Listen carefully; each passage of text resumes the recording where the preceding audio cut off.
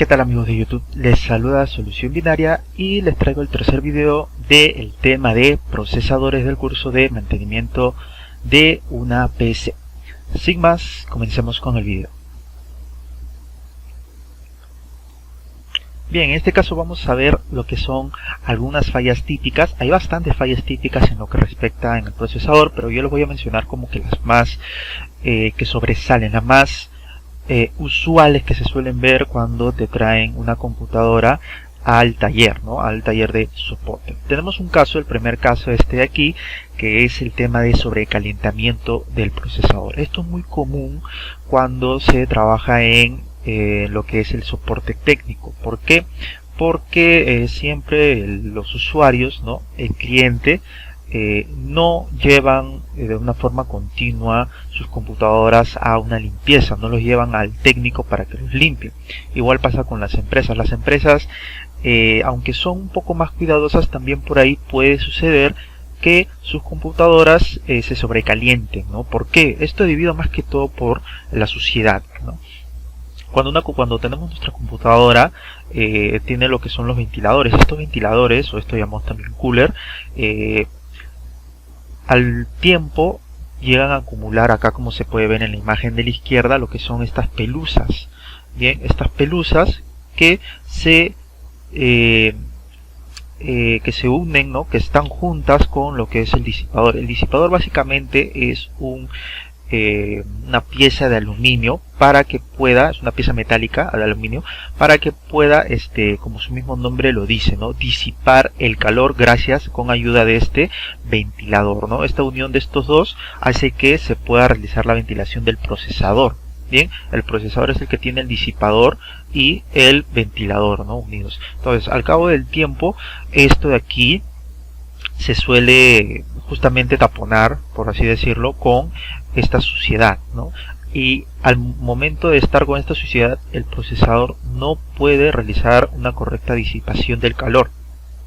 Entonces, por eso el procesador se va a ver lo que es que la computadora se va a apagar, ¿no? Es decir, la computadora va a estar un tiempo encendida, que pueden ser varios minutos, por decirlo, ¿no? 15, 20, 10, media hora encendida, y después se va a apagar, ¿no? Esto es muy común en el tema de sobrecalentamiento, que la computadora se apaga, se reinicia. ¿Por qué? ¿Por qué pasa esto? La computadora, específicamente en la parte del procesador, bien, en la placa madre, tiene un sensor. Las computadoras, incluso las modernas, las del día de hoy, tienen un sensor. Este sensor ve qué temperatura está el procesador y conforme a esa temperatura va a ver si es conveniente apagar o no el equipo. Como está sobrecalentando el procesador, bien, no está haciendo una buena disipación, la placa madre, la BIOS, observa que en el sensor se está obteniendo una temperatura muy alta. Entonces lo que hace, para que no dañe lo que son los componentes electrónicos de la placa y incluso el procesador, se apaga. Bien, se apaga la computadora, ¿no? Y uno dice, ¿qué pasó? ¿Por qué se ha apagado? Puede salir tu mensaje de error, o se puede apagar así por demás, ¿no? Solamente la pantalla en negro. Es un caso muy común que se suele ver en el tema de sobrecalentamiento, y no solamente en la parte del procesador, se puede sobrecalentar otros componentes, bien, y la computadora, específicamente la placa madre, tiene varios sensores. Entonces ve que algún sensor está muy alto la temperatura y se apaga. Acá yo les he puesto en la parte de la derecha algunas aproximaciones de temperaturas que tendrían que tener los procesadores. Por ejemplo, tenemos procesadores de sobremesa, es decir, de escritorio, y procesadores portátiles. Este es un ejemplo en el caso de Intel. Bien, tenemos un Core i3, Core i5, la familia de Core, ¿no? Las que más se utiliza. Y lo que debería ser su temperatura óptima media, ¿no? Tenemos 50, 60 grados, por ejemplo, el Core i3, el Core i5, el Core i7, ya por ahí se eleva un poquito más, capaz por ahí, ¿no? 50, 65, 50, 70 grados centígrados. Y en lo que es portátil, siempre un portátil se va a sobrecalentar un poco más, ¿bien? Porque no tiene una ventilación tan óptima como una PC de sobremesa. Bien, por eso siempre se va a sobrecalentar un poco más, ¿no? Y tenemos lo que son los procesadores acá las temperaturas máximas, bien, máximas que debería de tener un procesador. O sea, pero esto no es lo ideal, bien, no es lo óptimo, es la temperatura máxima que tendría que tener un procesador. Pasado de eso, o incluso llegado a esa temperatura aproximándose, ya pueden haber algunos daños, la computadora se te puede reiniciar, como te estaba diciendo. Bien, y ahí tenemos lo que es los Core, ¿no? La familia Core, y las generaciones, ¿no? Hasta casi la última, porque ya ha salido la última, que es la 11ª generación, pero esta es hasta la 10ª generación, y su arquitectura ahí, entre paréntesis, cada procesador tiene una arquitectura diferente, ¿no? Hasta la 10ª generación, Ice Lake. Y las temperaturas, que básicamente son casi las mismas. Bien, ese sería el caso número 1. ¿Cuál es la solución de esto? La solución sería apagar la computadora, desmontarla y limpiarla muy bien a fondo. Después de eso ya no tendría que pasar este problema de apagarse la computadora. Si se sigue apagando la computadora, sería ya posiblemente otro problema. Pero por experiencia, en los casos que yo he tenido de que la computadora se apaga, se reinicia, se apaga y se reinicia, en la mayoría de los casos es por sobrecalentamiento. Bien, ese sería el primer caso. Bien, ahí tenemos después también algunas temperaturas de lo que es la marca AMD, de los, por ejemplo, de los Phenom, que ya son antiguos, que ya no se suelen utilizar, la familia FX, Athlon serie A, que era de los que son ahora, ¿no? Las nuevas que han salido, los Ryzen de primera, segunda, tercera generación, los Threadripper, los Ryzen de cuarta generación de serie 4000, los Ryzen de portátiles, ¿no? De serie 3000, de 2000, Ryzen 5, Athlon en portátiles, y la serie APU sería de 7ª generación de portátiles, ¿no? Estos son los últimos que han salido, estos son de los anteriores, ¿no? Estos se diferencian de que son de los más antiguitos, y estos Athlon y la serie APU de 7ª generación son los últimos que salieron con la tecnología de Ryzen.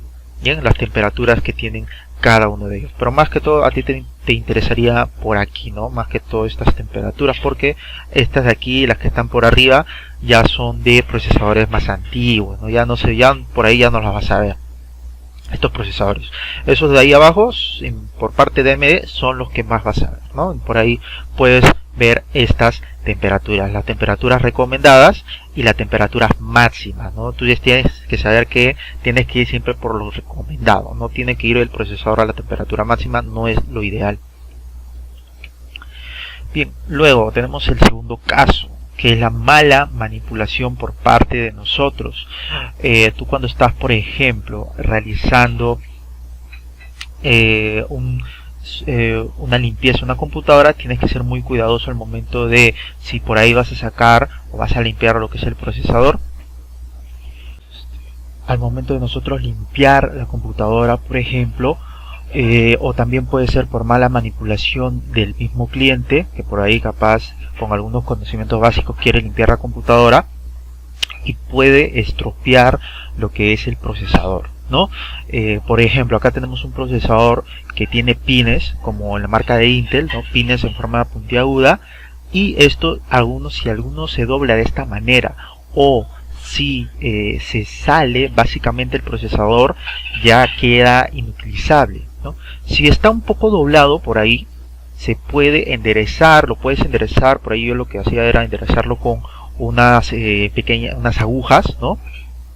Si es que no está tan doblado, pero si es que ya está salido, ya el procesador ya está inutilizable, ¿no? Por ahí si está doblado, yo lo que hacía era doblarlo un poco, enderezarlo, lo que era el pin, con alguna aguja, ¿no? Con mucho cuidado se tiene que hacer eso, porque si tú doblas otro pin ya estarías arruinando aún más el procesador, ¿no? Tienes que tener ahí un buen pulso, y de preferencia hacerlo con una lupa para que puedas verlo bien el pin, no puedas enderezarlo bien. Y tenemos en el caso, por ejemplo, de otras marcas que no tienen pines puntiagudos, se puede estropear por ahí, por algún quemado, por algún cortocircuito también el procesador, ¿no? Si vemos que el procesador tiene algunas manchas negras como estas de aquí, o el bañado que tienen los pines ya están desgastados como en la parte de abajo, también el procesador puede quedar ya inutilizable, ¿no? Son algunas de otras fallas que podemos encontrar en los procesadores. La solución aquí ya sería comprar otro procesador de iguales características o incluso de alguna superior o alguna característica inferior, ¿no? Dependiendo de la compatibilidad que haya en el chipset con el procesador, ¿no? Que eso ya lo habíamos visto también anteriormente, que tiene que haber una compatibilidad entre el procesador y el chipset. Si tú compras un procesador de las mismas características, es decir, del mismo modelo, no tendrías ningún problema. Pero si vas a comprar un procesador de una característica de una mayor, tendrías que ver si es compatible con el chipset, con el socket, que la marca sea la misma, ¿no? Etcétera, básicamente. Si es inferior, también tienes que ver que haya una compatibilidad, ¿no? Entre memoria RAM y placa. Bien, ese sería el caso número 2, la mala manipulación del procesador, que también puede ser porque se nos haya caído, entonces también tiene que ser muy cuidadoso al momento de tocar el procesador. Es una de las piezas que son las más costosas, sin decir la más costosa al momento de comprar una computadora, de adquirir una computadora, ¿no? Es la pieza más costosa, el procesador, se puede decir que es la más costosa. Bien, y luego tenemos el caso número 3, que puede ser la mala aplicación del overclock. Nosotros cuando realizamos un overclock sabemos que es básicamente subirle la frecuencia base que tiene, que puede ser por ejemplo el procesador, la memoria RAM, la tarjeta gráfica. Se pueden hacer overclocks a estos. Bien, pero específicamente en el procesador, cuando se realiza un overclock es recomendable que la disipación se cambie, no se le deje la disipación por stock, es decir, que no tienes que dejar la disipación, el ventilador que te vino con el procesador, sino que al momento que tú hagas un overclock tienes que cambiarle por uno que sea una refrigeración líquida, como se aprecia en esta imagen de aquí. Pero algunas personas que no sepan muchas cosas de informática pueden aventurarse a hacer un overclock, le alzan mucho la frecuencia del procesador y al momento de alzar mucho la frecuencia, la velocidad del procesador, ¿qué va a pasar? Se va a sobrecalentar, ¿no? Y este sobrecalentamiento no va a ser por la suciedad, va a ser por una mala aplicación del overclock. ¿Qué es lo que va a pasar? La computadora se va a empezar a reiniciar constantemente, ¿no? Así parecido como el primer caso, pero en este caso no hay fallas de suciedad, sino es del overclock. El procesador va a llegar a altas temperaturas y lo que va a hacer es que la BIOS va a ver el sensor de temperatura y la computadora se va a apagar, ¿no? Se va a apagar y uno va a decir qué ha pasado. En ese caso, ¿cuál sería la solución a este tema de aquí del procesador de overclockeado? La solución sería revertir, ¿no? Los cambios en la BIOS, ¿no? Porque esos cambios del overclock se hacen en la BIOS. ¿Y qué tienes que hacer? Nuevamente, tienes que entrar a la BIOS, tienes que básicamente darle los cambios por defecto, ¿no? Es decir, las características por defecto. Hay una opción ahí en la BIOS que tú puedes dejar los parámetros por defecto, es decir, como te vino la placa madre recién cuando la compraste, ¿no? Una vez que ya has dejado los parámetros por defecto, sales de la BIOS, reinicias, ¿no? Guardas lo que has cambiado, reinicias y ya el problema se tendría que solucionar. Ahora, ¿qué pasaría si tu computadora no te quiere encender, ¿no? Es decir, tú has hecho tanto ha sido el overclock que has hecho tan malo, por decirlo así, o que el cliente ha hecho y te ha llevado la computadora y ves que ni siquiera prende la computadora? Un tema ahí podría ser que puedes resetear la BIOS, ¿no? De otra manera. Otra manera para resetear la BIOS, aquí vamos a ver, puede ser, yo que utilizaba de dos formas, ¿no? Puede ser la más conocida, que es la de sacar la pila, la CR2032, que está aquí en la parte de la izquierda. Esta tú la vas a ver rápidamente porque es una de las piezas más grandes que hay en la placa madre. Bien, es de esta forma y tiene el nombre de CR2032 y va a decir 3 voltios, ¿no? Esta pila siempre es la misma para todas las placas madres.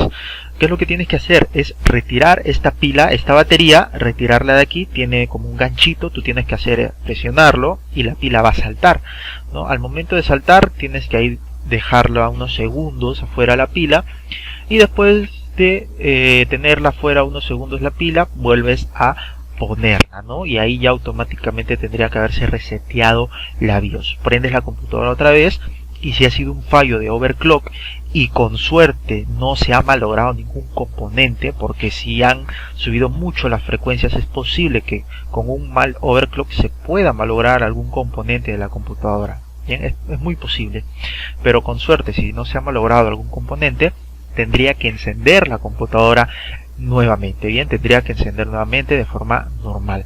Ahora, en ese caso, si es que aún sigue sin encender la computadora, otra forma de resetear la BIOS es con haciendo un puente aquí en el jumper de la placa madre. Va a tener aquí, en la mayoría de los casos, un acrónimo, bien, un nombre aquí que va a ser CCMOS o simplemente CMOS, y van a ver acá unos pines, en la mayoría de los casos son 3 o 2, bien, y lo que se le conoce a esto de tapita roja, que se le conoce como jumper. Bien, ¿qué es lo que tienes que hacer? Hay diferentes maneras de hacerlo esto de aquí. Algunas placas dicen que solamente sacando, ¿no? Porque esta tapita roja, que se lo conoce como jumper, lo que hace es hacer un puente. Aquí dentro de esta tapita roja hay dos pines, bien, así como este de aquí que está solito. Bueno, acá hay uno y acá hay otro, ¿no? Imagínate que hay acá así un jumper aquí y otro un pin aquí y otro pin aquí, ¿no? En total 3, ¿no? Lo que tendrías que hacer es quitar, ¿no? Este jumper, quitarlo, o dependiendo de la placa madre, si te dice que tienes que ponerle en la otro, ¿no? Entonces tendrías que ponerlo esto de aquí así, en los dos, dependiendo, ¿no? Si te dice quítalo o cambia de posición, ¿no? Y allí ya haciendo eso, dejándolo unos segundos también, tendría que resetearse la BIOS y después tendrías que volver a poner el jumper en la posición normal, ¿no? Aquí en este caso.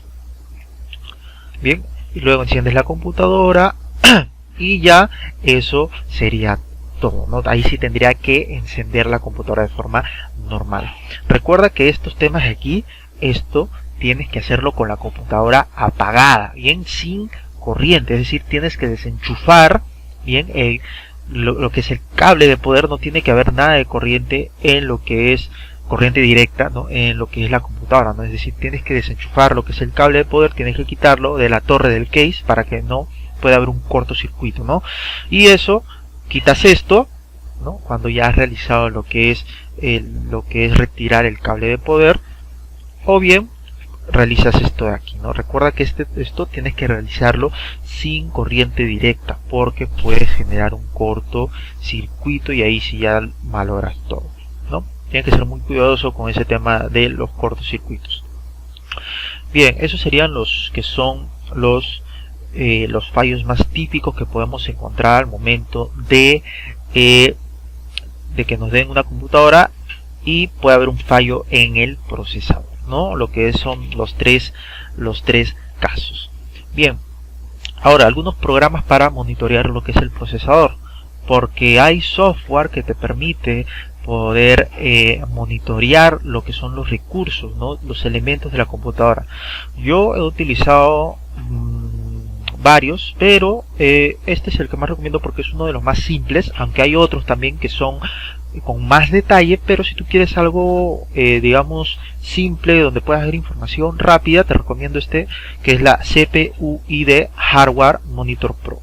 Bien, y también por ahí, si quieres solamente ver lo que son algunos detalles básicos de lo que es el procesador, la tarjeta gráfica, la memoria RAM, puedes descargarte por parte de AMD. Si tienes un procesador AMD, puedes descargarte desde la página oficial de AMD este AMD System Monitor. Intel también tiene su Intel Monitor, también tiene su sistema de monitoreo del procesador. Puedes entrar también a la página web de Intel y ahí mismo lo descargas, es totalmente gratuito. Este de aquí, el CPUID Hardware Monitor Pro, también es de forma gratuita. Vamos a ver cómo funciona este de aquí. Mira, esto tendrías que solamente entrar al CPUID, ¿no? CPUID.com, por ejemplo, entras y acá te salen lo que son tres, ¿no? En este caso tres programas. Este es el Hardware Monitor Pro, ¿no? Hay tanto para Windows como para Android. Ahora, si tú quieres ver algunos detalles específicos como el modelo, ¿no? Otras cositas de tu computadora, puedes descargarte también el CPU-Z, que básicamente es un software que te da información del sistema, ¿no? Pero vamos a centrarnos un poquito más en este. Yo lo tengo instalado, por ejemplo, el Hardware Monitor Pro, ¿no? Acá está. Le doy clic, le pongo que sí. Va a cargar lo que es la información del sistema. Ahí está la versión. Y en este caso me da lo que es la información, por ejemplo, muy importante, que es de las temperaturas. Entonces, por ejemplo, si a ti te traen una computadora donde tú ves que se está reiniciando bastantes veces la computadora, lo que puedes hacer es analizar a qué temperatura se está llegando esa computadora.